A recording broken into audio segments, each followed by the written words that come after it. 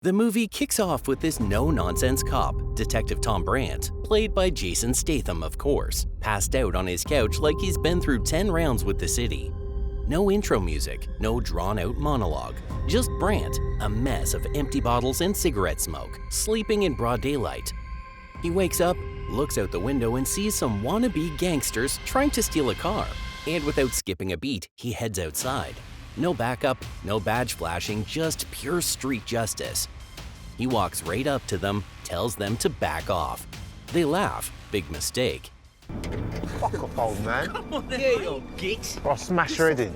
Yeah. Brant lays into them like a human wrecking ball, cracks bones, breaks noses.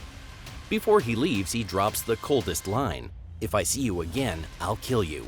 That's the kind of guy we're dealing with. Well, this carpet just keeps turning up.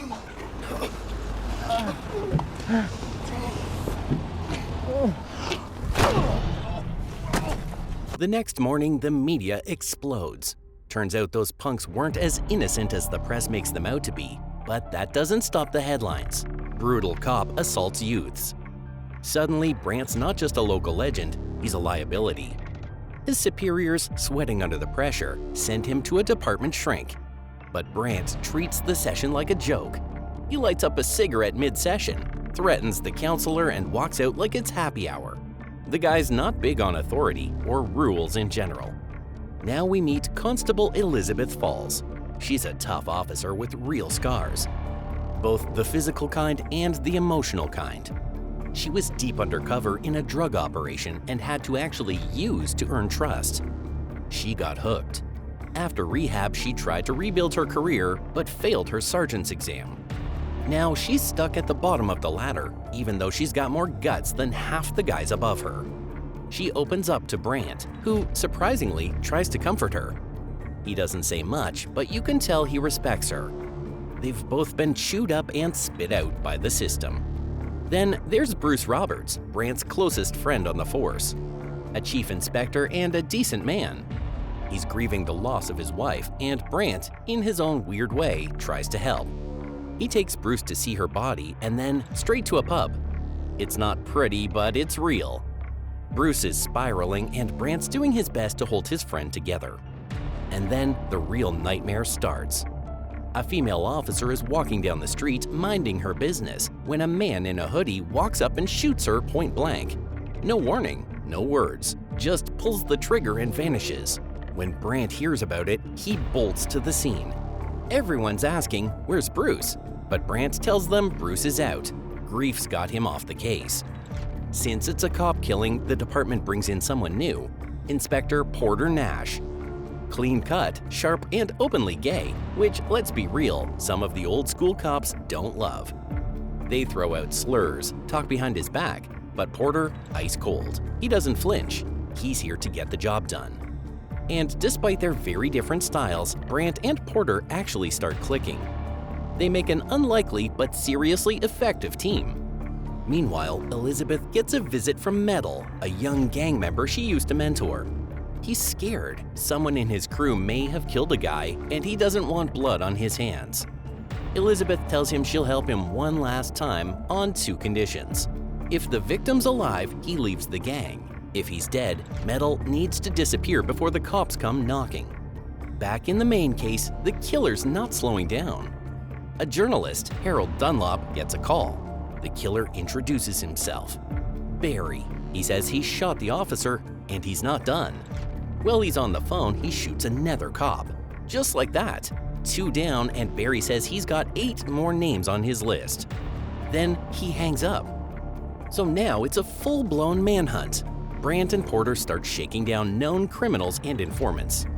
Brant goes to Radner, an old snitch who's always been one step away from jail. Radner points them to Barry Weiss. Yep, that Barry. A psycho who once set a police dog on fire just to watch it burn. The guy's pure evil.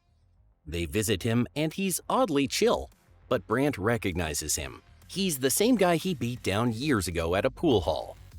Barry doesn't say anything, but you can see the hate in his eyes. Radner, sensing something's up, follows Barry. He finds a hidden car. Inside, evidence from all the murdered officers.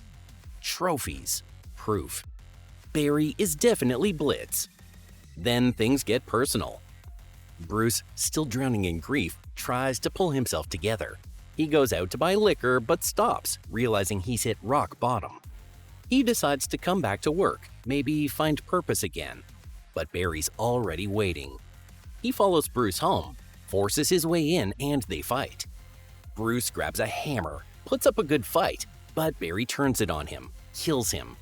Then he steals Bruce's uniform, raids his fridge, and kicks back like he owns the place. Later, Barry calls the reporter again. "Add Bruce to the list," he says, "and make sure you call me Blitz in tomorrow's paper." Brant is gutted. His friend's dead. The killer's mocking them, but Radner is still tailing Barry and tries to cash in. Offers the reporter the location of Barry's stash in exchange for $50K.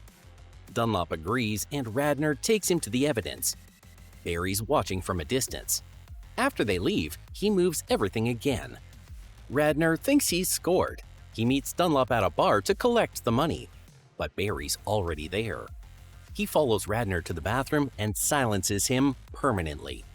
Dunlop alerts the police, but by the time they arrive, the evidence is gone.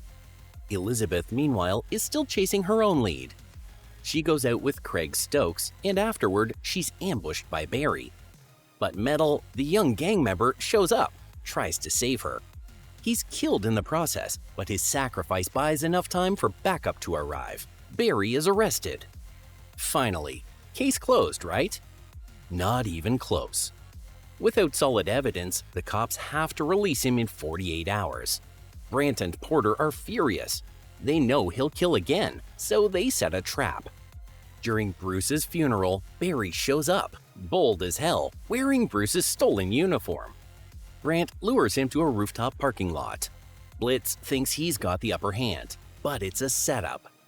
Porter had switched places. Brant disarms him, beats him down, and then makes a choice. He shoots Barry. No trial, no courtroom drama, just cold, calculated justice. With Barry dressed as a cop and Brant holding his gun, they make it look like Barry went rogue. Porter wipes the scene clean. And just when you think it's over, Brant pays a visit to Dunlop, the reporter who dragged his name through the mud. He throws him in the canine unit and lets the dogs have a little fun. Not fatal, just a warning. Don't mess with Brant. So here's the question. Did Brant do the right thing, or did he cross a line? Was it justice or just revenge? Let us know what you think in the comments below. And if gritty crime thrillers are your thing, don't forget to hit like and subscribe to Real Fun Films, where we break down the best in movies, TV, and all things badass.